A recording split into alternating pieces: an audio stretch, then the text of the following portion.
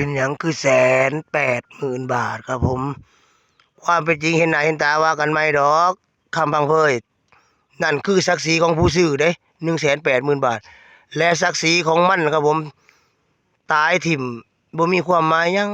กับมนุษย์ผมก็เลยมอบเกียรติยศให้มันด้วยคู่สายเลือดนี่แดงฮอดเก็ดบ่แดงแต่เล็บรุ่นนี่ครับพี่น้องเฮาพูดบ่แดงแต่เล็บอืม